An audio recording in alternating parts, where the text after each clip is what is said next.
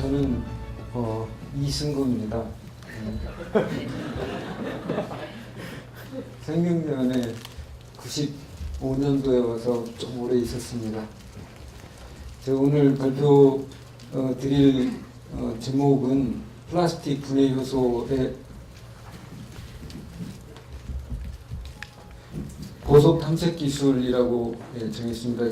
저도 이제 효소를 아주 오랫동안 연구하고 있고 오늘 앞에 발표해 주신 많은 분들과 또 전공 면에서도 유사성이 있습니다. 저는 그래서 제가 효소를 연구하는 방법이 여러 가지가 있습니다만은 저희는 이제 인공 진화를 수단으로 이용을 해서 효소를 개발하는 쪽에 연구를 많이 하고 있습니다. 그래서 이 고속 탐색 기술을 적용하는 것들의 중요성을 중심으로 전개를 하겠습니다. 플라스틱의 문제점에 대해서는 앞에 심은준 박사님이 너무 설명을 잘해 주셨고요. 저희가 너무나 빠르게 돌아가는 삶 속에서 편리한 것만 추구하다 보니까 플라스틱의 편리성과 간편함과 뭐 이런 것들에 너무 취해 살았다. 그러다 보니까 이렇게 먹는 데까지 오게 된 거죠. 그래서 이 그림자라고 표현을 해봤습니다. 플라스틱의 어떤 이런 생물계에 대한 위협도 정진영 박사님이 굉장히 설명을 잘 해주셔서 뭐 장폐색, 스트레스, 뭐 섭식 행동 장애 등등 온갖 가지 이제 생물학적 위험성도 이미 많이 연구가 되고 있고 정진영 박사가 앞에서 보여주신 것처럼 이렇게 아주 예쁜 사진이 정진영 박사님 예쁘다 그래도 될지 모르겠습니다만은 방에 전시되어 있는 걸 본 적이 있었습니다만은 이런 연구들이 우리의 어떤 플라스틱이 가지고 있는 위험성에 대해서 또 미리 대비하는 그런 좋은 경고가 될 것 같습니다. 해양 분포에 대해서 앞에 심은준 박사님 말씀하신 것처럼 이게 큰 것들은 잘 안 보입니다만 오히려 작은 것들은 굉장히 광범위하게 오염되어 있는 걸 볼 수가 있고요. 특히 이 동아시아권은 플라스틱 오염의 거의 메카처럼 보입니다.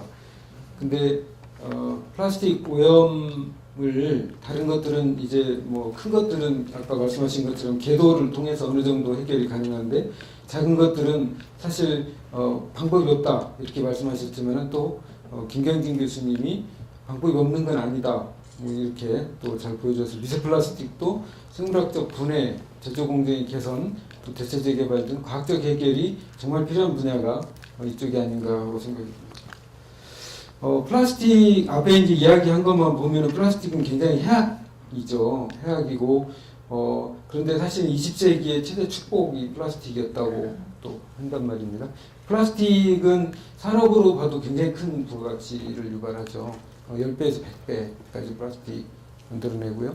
이게 죄송하지만 GS 칼텍스에서 내놓은 자료인데 제가 따왔습니다.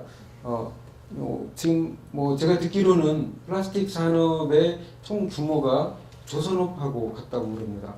플라스틱을 만들어서 파는 산업만요. 얼마나 거대한 건지 아시겠죠? 플라스틱은 어디에서 나오냐면은 원유에서 나오죠. 원유가 이렇게 크게 5개로 나눠집니다. 여기 대부분 이제 생명공학을 하시기 때문에 잘 모를 걸로 생각을 하고 준비를 해봤습니다. 제일 이게 보면은 이제 가솔린이 제일 고급이죠. 가솔린, 등유, 경유, BCU, 나프타라는 게 있습니다. 이게 탄소수 5개에서 한 10개 사이에 있는 나프타라는 이거 오일이죠. 이걸 깨죠. 이걸 깨서 크래킹해서 주로 에틸렌, 프로필렌 이런 것들을 만들어냅니다. 여기에서 BTX라 벤젠 톨루엔 자일렌도 만들어지고요. 이거 가지고 우리가 흔히 아는 모든 케미컬 중간 원료가 대부분 다 여기서 나옵니다. 또 일부는 이게 우리가 플라스틱이라고 얘기하는 합성 수지, 또 우리가 합성 고무 있죠. 고무도 여기서 나옵니다. 합성 고무. 그다음 섬유, 폴리에스터나 또는 나일론 같은 거 이것들이 다 나옵니다. 대체로는 이 합성 수지, 합성 고무, 합성 섬유 원료 이 섬유 이 세 가지를 플라스틱에 이제 광범위하게 포함을 시키고 이것들이 지금 우리가 오늘 얘기하는 대부분의 문제 원인이 되겠습니다. 그럼 이게 대체 석유 중에 어느 정도 양이 도대체 플라스틱으로 가는 건가? 저는 잘 확인정보가 아니라서 열심히 한번 찾아봤습니다. 그랬더니 실제로 가솔린으로 거의 47%가 쓰입니다.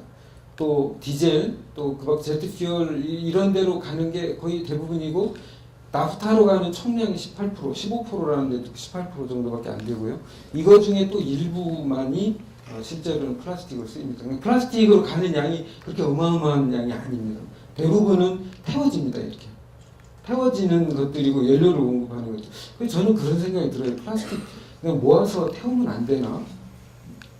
실제로 그런 방법도 화학 쪽에서 많이 연구를 하고 있는 걸로 알고 있습니다.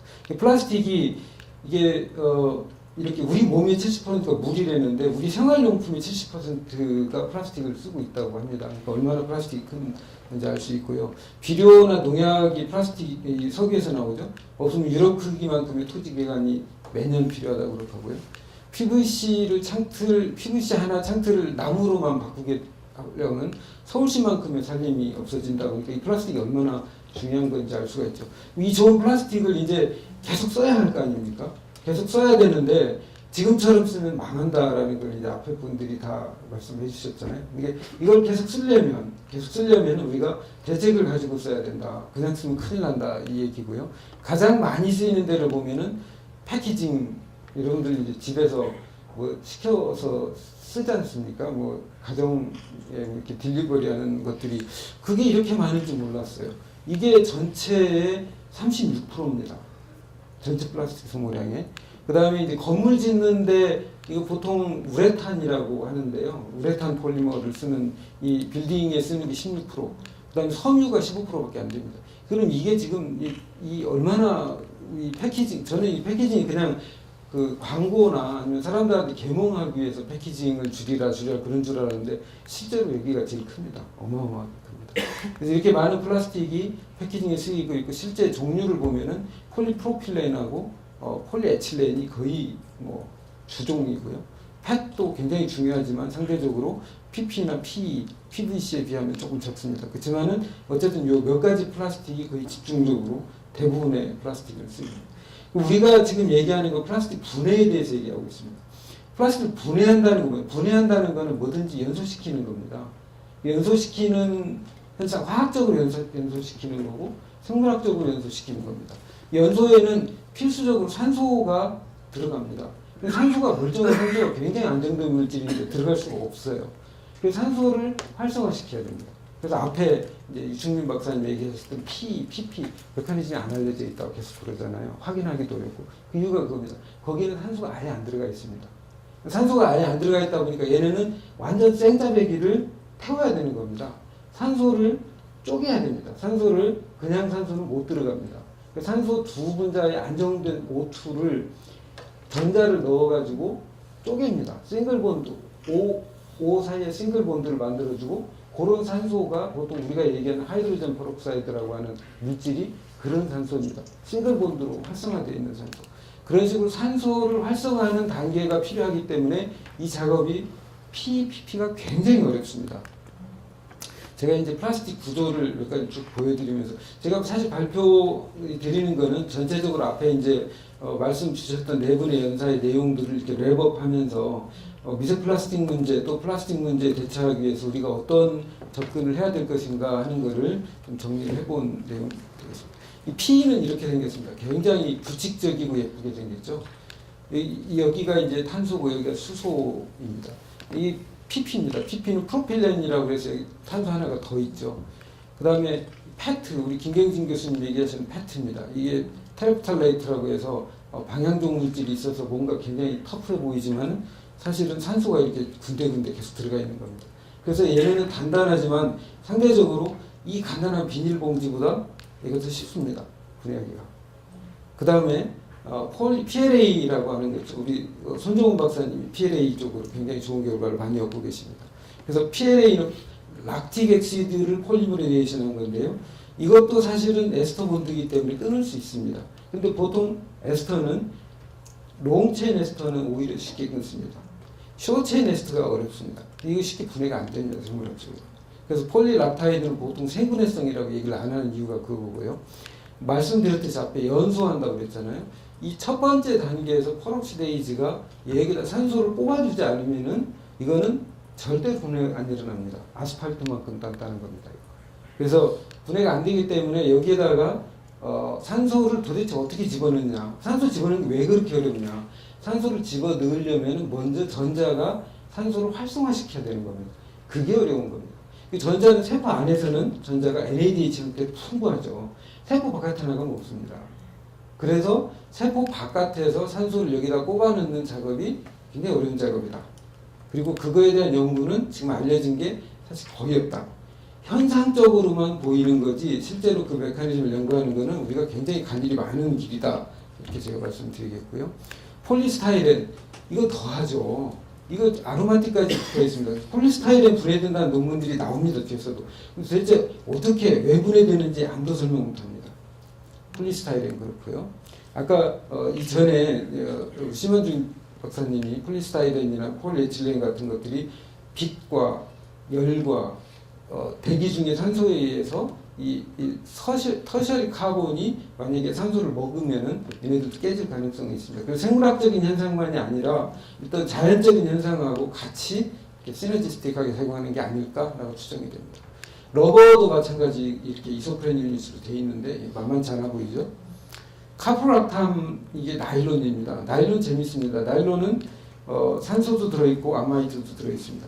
그래서 이게 상대적으로 비닐보다 훨씬 좋은 타겟입니다. 나일론 분해되면은 아미노 카프로엑시드라고 하는 모노머들이 튀어나오는 폴리머가 되겠습니다. PHB 이거 자연에서 만드는 PHB라는 이거 미생물이 쉽게 만들어내고요, 미생물이 쉽게 분해합니다. 자연에 존재하는 슈거 같은 굉장히 좋은 유닛이 되겠습니다. 저희가 주로 관심을 갖는 것은 이렇게 분해될 포인트가 있는 것들, 모노머가 존재하는 것들을 주로 관심 있게 보고 있습니다.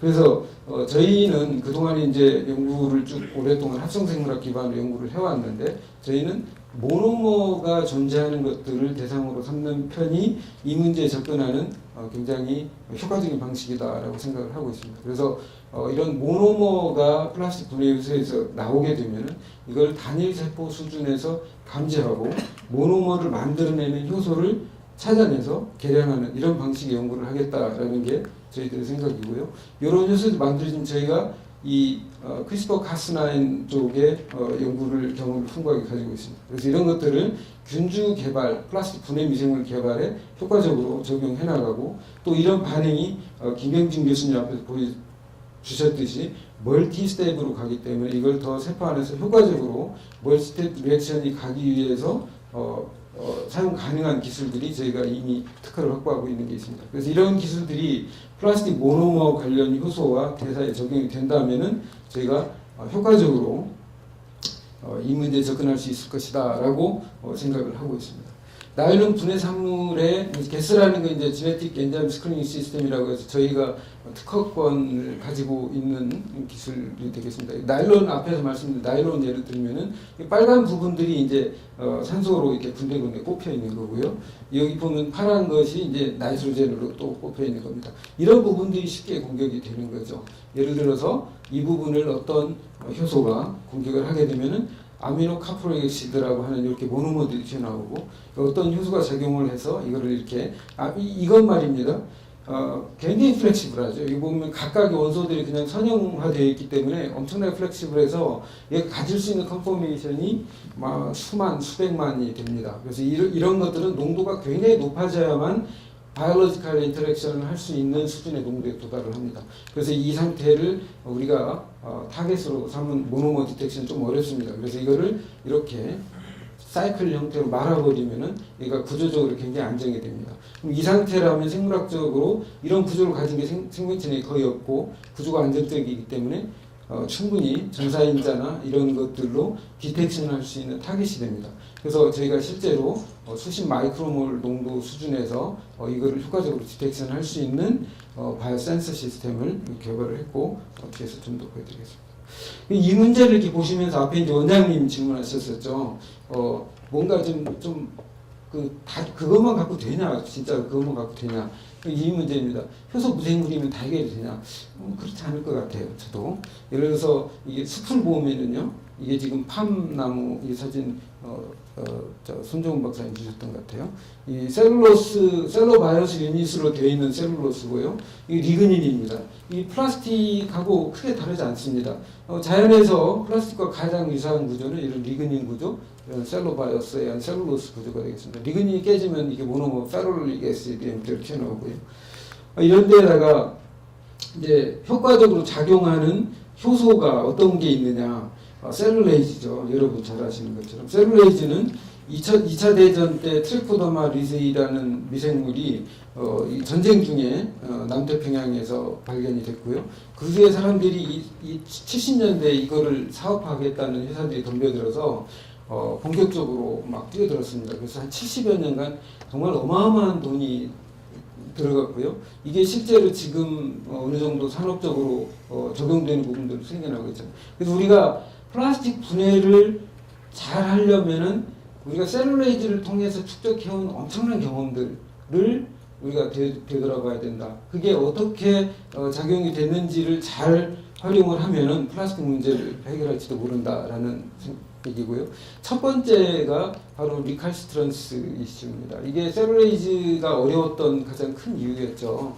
이게 저처리가 필요하다는 거고요. 이 보면은 크리스탈린 스트럭처하고 어머퍼스 스트럭처가 있는데 이 상태로는 거의 분해 안 됩니다. 아까 이게 그 크리스탈리니티 얘기 잠깐 나왔었잖아요. 답변하실 때 이게 펫도 마찬가지입니다. 펫도 그 로우 크리스탈리니티, 하이 크리스탈리니티가 있어서 잘 휘어지는 애들 있잖아요. 비닐봉다리 이런 것들은 다 로우 크리스탈리니티 물질이고 딱딱한 것들 있잖아요. 이런 것들은 하이 크리스탈리니티 분해 안 됩니다. 이게 아까 이디오넬라 얘기도 전부 로우 클래스 크리스탈리니티를 대상으로 실험을 한 겁니다. 이거 해체시키는 작업이 없으면 이거 분해하기 어렵습니다. 이걸 어떻게 해치시킬 거냐. 셀룰로스에 대해서는 뭐 물리적 파괴, 화학적 파괴 뭐 다 적용을 해봤죠. 근데 플라스틱에서는 과연 그게 어떻게 돼야 될 거냐. 이 문제에 대해서는 아직 아무도 답을 내놓는 사람이 없습니다. 이 문제가 해결이 되는 것이 물론 생물학적이지는 않습니다만은 굉장히 중요한 요소일 거다 이렇게 생각을 합니다. 두 번째는 효소 반응에 대해서 이해를 해야 됩니다. 엔도 엑소 얘기 김경진 교수님 굉장히 멋있게 해주셨습니다. 만약 정말 사실 이런 유의 효소의 꽃은 엑소죠, 엑소. 바깥에서부터 벗겨가면서 먹어치우는 게 정말 어렵습니다. 셀룰레이즈가 이게 지금 여기 이 사진입니다. 이게 지금 트리코더마가 만들어내는 셀룰레이즈입니다. 셀룰레이즈 한 효소 같으세요? 여기 알려진 것만 약 기능을 알 수 없는 22가지 프로틴의 혼합된 작용입니다. 트리코더마 셀룰레이즈가요. 그럼 이 22가지 셀룰레이즈들 중에 70%에서 80%가 엑소타입 엔자임. 나머지는 액세서리들이고요. 이 효소들이 과연 플라스틱도 형태상 똑같습니다. 폴리머고 벗겨내가는 애가 필요하고요. 중간에 커트해주는 애가 필요하고 모노머로 잘라주는 애가 필요할 겁니다. 과연 그 작업들이 고루고루 이루어질 때 이게 아마 적당한 효소 칵테일이 존재하게 될 거다. 뭐 이게 언제쯤 가능해질지는 좀 더 지켜봐야 되는 것 같고요. 실제로 이 연구는 플라스틱 분해 연구가 지금 나오기 시작한 연구냐? 아닙니다. 플라스틱이 쓰이기 시작하면서 이미 발생 초기부터 사람들이 관심이 있었고요. 이 논문은 1990년도 정도, 93년도에 나왔네요. 80년대부터 이미 나왔습니다. 관련 논문들이. 근데 그 당시에는요, 이게 지금 플라스틱 PP입니다. PP, 폴리프로필렌인데 이게 새 거고 이게 분해된 거라고 주장을 하는 겁니다. 분해돼 보이십니까? 그렇죠. 이렇습니다. 얘가. 이러니 분해하는데 500년 걸린다 소리가 나오는 겁니다. 예. 지금 이렇습니다. 지금 요거 분해하자는 얘기입니다. 쉽지 않을 겁니다. 그래서 어쨌든 뭐 이렇게 끌고 가다가 어느 날 갑자기 관심이 폭발했어요. 관심이 폭발한 이유는 우리 유충민 박사님도 얘기를 하셨지만은 이 왁스웜이 나오면서 관심이 갑자기 높아진 것 같습니다. 2014년도에 중국에서 이게 처음 나왔습니다. 그래서 이게 얘네들이 피 필름을 잘 먹는다, 분해한다 이래가지고 나왔었고요. 이게 미생물로 봤습니다. 지금까지도 많은 분들이 미생물을 보고 있고 스티로폼을 먹는 미생물도 또 알려졌습니다. 이렇게 얘는 비슷합니다만은 얘도 유충인데 얘는 미럼이고요. 얘는 왁섬이고 미럼은 이제 낚시하는 데 많이 쓰는 그 미럼입니다. 얘네들이 지금 이런 스티로폼도 분해하고 피도 분해한다고 그러는데 대부분은 기존에는 이렇게 박테리아의 효소가 분비를 한다고 알고 있었고 유충민 박사님이 이 곤충이 장내에서 직접 이걸 분해할 수 있는 효소를 가지고 있다라는 거는 이제 새로운 보고가 되겠습니다. 그래서 현재 지금 이렇게 진행이 되고 있습니다. 사실 이 연구들은 앞에도 서두에도 말씀드렸다시피 메커니즘을 현재 추정할 수가 없습니다. 이게 지금 옥시데이션이 일어나야 되는데 도대체 어떤 애가 어떻게 일렉트론을 줘갖고 이거를 분해할 수 있느냐 굉장히 어려운 얘기입니다. PET는요 굉장히 크면서도 메커니즘 확실합니다. 메커니즘 확실하고 지금 PET가 처음 사이언스에 나온 2016년이었는데요. 16년에 사이언스에 이 논문이 딱 나오고 12달 만에 전 세계에서 구조만 5군데에서 냈습니다. 12달 만에. 그게 얼마나 이게 핫한지 아시겠죠? 그 중에 우리 김경진 교수님도 굉장히 두 번째로 나왔죠. 그죠? 그죠? 아니, 굉장히 빠르게 연구를 잘 진행하신 걸로 해서 저는 그 논문이 발표되기 전에 먼저 이렇게 봤었습니다만 굉장히 훌륭하십니다. 그래서 펫 분해 미생물에 대한 연구가 일본에서 처음 이디오넬라 사카리시스가 이게 나왔는데 이게 중요한 점은 그동안의 플라스틱 분해에서는 분해한다였습니다. 분해한다. 근데 얘는 뭐가 다르냐? 이게 왜 그렇게 쇼킹했냐? 얘는 이것만 먹고 살 수 있습니다. 얘는 펫을 분해해서 먹는 것만으로 자기 카본을 다 해결을 할 정도로 강력하고 플라스틱 표면에서 붙어 살면서 요게 입증이 돼서 사람들이 했습니다. 근데 실제로 분해 실험은 저밀도 플라스틱 아까 말씀드린 것처럼 이미 전처리를 요하지 않는 저밀도 플라스틱을 가지고 실험을 한 겁니다. 플라스틱을 분해하는 데 사용되는 효소들은 여러 가지 굉장히 다양한 것들이 추정되고 있습니다. 글라이코시데이즈도요. 이렇게 폴리카프로락톤이라고 하는 락톤이 뭔지 아시죠? 슈거가 락톤입니다. 글라이코시데이즈가 거기 작용할 수 있다고 하고 큐티네이즈 이건 너무 잘 알려져 있습니다. 큐티네이즈는 사실은 이건 식물의 잎 표면에도 있고요. 굉장히 다양한 곳에 있습니다. 얘가 라이페이지처럼 에스터를 끊습니다. 롱체인 에스터. 프로티네이즈도 트리친이요. 아마이드에서 폴리아마이드를 끊을 수 있습니다. 그런 예가 있습니다. 프로티네이즈는 CN 아마이드잖아요. 아마이드 끊습니다. 유리에이즈 여러분들 우레아 우리 몸에서 분비되는 유리에이즈도 폴리우레탄 끊을 수 있습니다. 효소 세린 하이드롤레이즈 이거 폴리우레탄에도 작용을 하고요. 세린 하이드롤레이즈 얘기는 이거 이거 메커니즘이 불분명하지만 굉장히 다양한 플라스틱에 작용한다고 돼 있고요. 이 망가니즈 페록시데이즈 얘기가 오늘 아까 유충민 박사님 얘기했던 그런 퀘스천이 아닐까. 예를 들어서 식물의 세로를 만들기도 하고 부수기도 하고 왜냐하면 세로는 셀 바깥이잖아요. 그러니까 이런 애들은 바깥으로 나가야 됩니다. 나간 상태에서도 작용할 수 있는 옥시데이션 하는 효소들일 걸로 추정이 됩니다. 이런 다양한 효소분들이 있습니다. 그래서 이런 효소들을 효과적으로 이제 찾고 개량하고 하는 것이 이제 앞에 말씀드린 저희 모노머 중심의 접근이 되겠고요. 저희도 페테이스 관련돼서 신규 효소, 이디오넬라가 아닌 다른 소스에서부터 신규 효소를 찾는 작업을 진행하고 있고 어느 정도 새롭게 하고 있습니다. 경북대 김경진 교수님이 이 연구에 좋은 성과를 많이 내고 계시고 제가 여기까지 랩업하고 싶은 얘기는 굉장히 지난하다. 네. 그러니까 왜 제가 자꾸 이 얘기를 하냐면은 셀룰레이 70년 얘기 자꾸 합니다. 이 하는 이유가 너무 만만하게 보면 실패한다는 얘기입니다. 너무 만만하게 다 된다라고 했는데 5년이 됐는데 결과가 나오긴 나왔는데 완전 해결이 안 됐어요. 그럼 실패잖아요.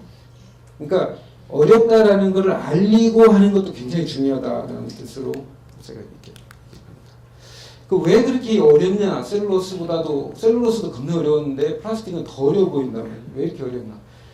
셀룰레이즈는 지구 역사하고 함께합니다. 고생 때부터 있었어요. 셀룰로스는요. 미생물 당연히 거기서부터 같이 진행했죠. 아까 이 얘기를 김경진 교수 하셨던 것 같아요. 100년, 예, 100년. 전 조금 더 써서 150년. 예. 플라스틱은 지금 만들어진 지가 요거밖에 안 됐습니다. 아직 자연이 충분히 적응하지 못했어요. 이 과정에서 우리가 할 수 있는 최대는 새로운 효소 및 대사 경로를 효과적으로 인공진화시키고 합성생물학 기술을 이용해서 발굴하는 부분이 이걸 액셀러레이션 할 수 있다는 거예요. 유전자 진화에서 답을 찾는다 하는 얘기. 올해 아니죠. 작년 노벨 화학상이 요거 연구하신 분야에서 나왔습니다. 그래서 효소를 인공적으로 진화시키면 얼마든지 진화시킨다라는 얘기고요. 그래서 이게 대량의 유전자를 효과적으로 디자인하고 합성해서 테스트해서 그걸 AI나 뭐 이런 수단을 통해서 다시 유전자 합성에다가 정보를 피드백해주면 우리가 효과적으로 만드는 것이 가능하다라는 논리입니다. 여기에서 제일 안 되는 일이 뭐가 안 되냐 이겁니다. 다양성에 맞는 하이스루프 테스트 이게 돈이 많이 듭니다. 돈도 많이 들고 잘 안 됩니다. 이거. 그래서 저희가 앞에 말씀드린 유전자 회로를 이용한 센싱이나 이런 연구들은 주로 그 부분을 공략하겠다라는 얘기입니다. 생물학적으로 모노머를 감지하고 바이오 센서를 구축을 해서 이거를 앞에 디렉티드 이볼루션이나 어떤 효소 진화의 구조적 다양성으로부터 스크리닝 해내는 이 작업이 이제 저희들이 집중을 하는 분야고요. 저희는 사실 이 분야에 대한 연구를 상당히 오랫동안 진행을 해와서 크립에서는 이렇게 리그닌 분해돼서 나올 수 있는 페놀 산물이나 또 스타일린 분해된 거, 셀룰로스가 분해된 거, 또 나일론이 분해돼서 나오는 것들, 러버가 분해돼서 이소프론이 나오는 건 아닙니다만 어쩜 러버 모노머의 이소프론에 대한 것들 이런 연구를 그동안 쭉 진행을 해왔고 최근 들어서 관련 부분의 성과를 계속 내고 있습니다. 이런 센서가 개발되면 어떤 게 가능해지느냐? 저희가 이렇게 싱글 셀을 이용을 해서 특정한 효소 활성을 싱글 셀 볼륨을 채울 수 있는 정도의 활성만 있으면 그 효소 활성을 유전자 앞에 말씀드렸잖아요. 유전자 디자인하고 테스트 결과를 피드백 해줘야 된다고 그랬잖아요. 그 작업을 싱글셀 단위에서 할 수 있게 된다 하는 얘기입니다. 이때 싱글셀에서 이렇게 다 해놓고 팩스라는 장비로 그걸 분석을 합니다. 팩스라는 장비는 이렇게 그 특정한 효소 활성이 나타나게 되면은 이거를 제가 순서를 좀 바꿔 말했네요. 팩스를 사용하게 되면은 이렇게 싱글셀 단위 초당 한 3,000번 정도의 어세이가 가능합니다. 그래서 초당 한 3,000번 정도의 어세이면은 앞에 그 유전자 다양성 우리가 최대한의 유전자 다양성을 한 번에 다룰 수 있는 게 한 100만 개 정도 됩니다. 유전자 합성을 통해서 100만 개가 넘어가면은 사실 유전자 조작이 어렵습니다. 100만 개 정도는 쉽게 다룹니다. 100만 개 정도의 다양성을 만들어내고 그걸 분석을 해서 이렇게 싱글 셀 단위로 스크리닝하는 이런 작업을 합니다. 이 과정을 이제 페놀을 이용한 활성 감지를 통해서 한 예를 보여드리면 타이로신을 분해해서 페놀이 나오면 이런 식으로 이렇게 플로레센스가 싱글 셀 또는 싱글 콜로니 단위로 나타나는 겁니다. 이거를 기존에 이제 우리가 앞에 말씀드린 테스트를 하는 방식은 뭐 웰이나 컬처를 이렇게 아주 고집적으로 컬처를 해가지고 분석하는 이런 방식이었습니다. 이런 방식에서는 컬티베이션하고 반응시키고 분석하는 과정이 필요하죠. 근데 이게 싱글 셀에서 반응이 일어나게 하고 그걸 지네틱하게 디텍션해서 팩스로 넣어버리면 이 과정이 다 생략이 되는 겁니다. 그래서 라이브러리 컨스트럭션 한 거를 아주 단기간 내에 이렇게 우리가 파지티브를 골라내는 이런 작업을 할 수 있게 되고 좀 이런 방식을 쓰게 되면 효과적인 효소 진화가 일어나게 됩니다. 실제로 우리가 이제 라이페이즈나 셀룰레이즈나 이런 효소들에 몇 가지 적용을 해본 거 보면은 화학적으로 분석한 거에 비해서 오히려 우리 시스템으로 싱글셀 분석입니다. 이거 싱글셀에서 분석한 것들이 이 정량성이나 이런 면에서 결코 뒤지지 않는다라는 걸 보여주고 실제로 이제 아까 셀룰레이즈 분해하는 데 사용된 여러 효소들을 얘기를 했습니다만은 보시면은 이런 산화환원 효소나 하이드롤레이즈들의 상당한 반응들이 이런 방식으로 충분히 분석이 가능하다라는 것을 저희가 보고를 하고 있습니다. 이런 것들이 이제 지금까지 말씀드린 거는 유전자를 얻어서 그 유전자를 세포에 넣어서 세포 안에서 분석하는 거였습니다. 근데 실제로 유전자 수준이 아니라 미생물 수준에서도 이런 탐색 작업이 바로 가능합니다. 예를 들면은 이거 대장균입니다. 대장균은 세포벽에 디아미노산을 가지고 있습니다. 그래서 프로티네이즈들이 이콜라이 같은 것들을 쉽게 어택해서 죽이지 못합니다. 근데 이거 디아민을 만드는 효소가 D8인데 이거를 제거를 해버리면 이콜라이가 자라지 못합니다.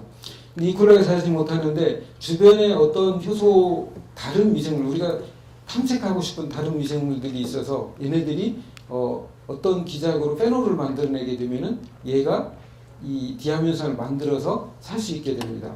그래서 이 방식을 적용을 하게 되면 어떤 미생물이 우리가 원하는 활성을 가지게 되면은 이렇게 거기에 그 대장균이 이렇게 얘네들이 가서 붙어가지고 이렇게 형광을 내기 때문에 얘가 그 활성 가지고 있는지 아닌지를 쉽게 알려줍니다. 그래서 이런 방식으로 우리가 이렇게 대장균을 뿌려서 쉽게 이렇게 형광 이 마킹을 하게 만들면은 우리가 스크리닝 가능한 것입니다. 이거는 이제 이런 기질을 줘가지고 실제로 우리가 원하는 활성을 갖는 미생물들을 분리한 예들을 몇 가지를 보여드릴 겁니다. 이런 식으로 유전자뿐만 아니라 굉장히 다양한 미생물들을 대상으로 해서도 우리가 고속으로 효소 활성을 찾고 개량하고 하는 일이 가능해진다 하는 걸 저희가 쭉 이렇게 여러 논문을 통해서 보고를 해왔고 이거 작년에 노보에서 저희가 만들어낸 이런 방법이 이 관련 연구의 최초의 연구고 굉장히 중요한 진전이었다라는 자세한 분석 기사를 실어줘서 굉장히 고맙게 생각하고 있습니다. 이게 이제 지금 이제 페놀 수지 또는 페놀에 관련된 효소 활성을 분석하는 방법을 모델로 해서 쭉 설명을 드렸고요. 이 방법이 다양한 그 외 다른 모노머들에 대해서도 확장이 가능하다라는 얘기입니다. 그래서 전사인자들을 우리가 다양한 전사인자들에 대해서 이 방법을 적용할 수가 있는데요. 이건 이제 이런 그 이소프렌이라고 하는 앞에 말씀드렸잖아요. 이거는 뭐 플라스틱이라고 해야 되는지 모르겠는데 고무를 만드는 겁니다. 고무 만드는 과정에 존재하는 모노머인데 이 고무 만드는 모노머를 감지하는 센서 개발에도 적용이 됐었고요.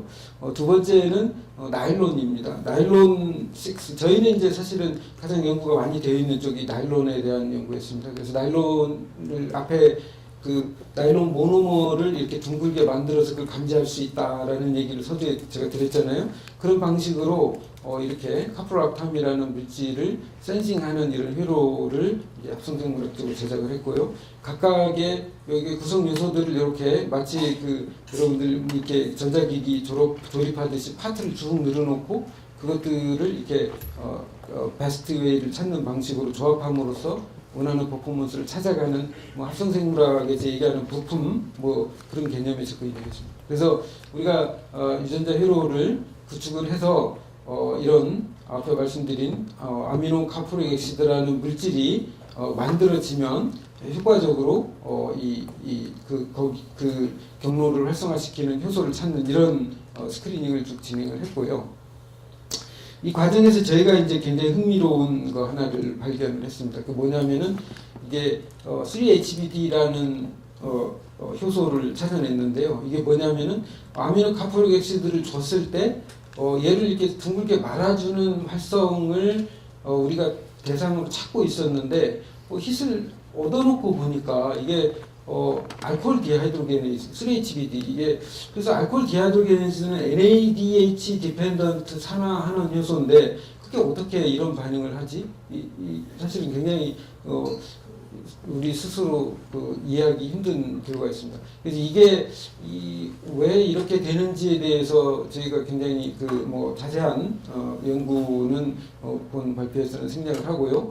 이거의 특성 구조 기전을 규명을 해서 네이처 커뮤니케이션에 작년 연말에 게재를 했습니다만은 결과적인 부분만 제가 스킵하고 제가 하고 싶은 얘기만 하겠습니다. 이게 보면은 두 개의 활성, 이 알코올 디하이드로게네이즈 활성하고 여기 와일드타입은 알코올 디하이드로게네이즈 활성을 보이고 있는데 이 타이로신 152번 알라닌을 뮤테이션을 시켜버리면은 이 알코올 디하이드로게네이즈 활성이 싹 사라집니다.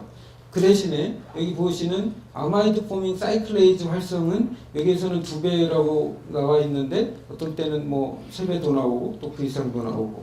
그래서 이 얘기는 뭐냐면은 액티브 사이트 하나 안에 두 개의 전혀 다른 그룹의 효소 활성이 병존하는 뭐 그런 상황으로 저희는 해석을 했습니다. 그래서 이게 액티브 사이트 프로미스큐이티 뭐 제가 한 지붕 두 가족 뭐 이렇게 적어놨는데 한쪽에서는 이렇게 디아르게니즈 활성이 존재할 수 있고 한쪽에서는 또 사이클레이즈 활성이 존재하고 있는 이런 상황이 되겠습니다. 그래서 이게 현실적으로 말입니다. 이게 자연이 이 어려운 단백질을 만들어내고 나면은 사실 액티브 사이트를 한 가지 기능만을 위해서 쓸 이유가 별로 없습니다.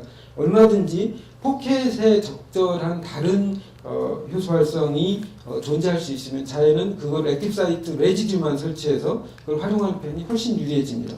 그래서 제가 여기서 클레임하고 싶은 건 이런 겁니다. 이게 지금 가능할 수 있었던 거는 보통 이게 HPLC나 화학적인 측정 방법들이 주는 민감도고요. 이게 저희가 이제 싱글셀에서 유전자 회로를 이용해서 스크리닝 할 때 얻어내는 민감도가 됐습니다.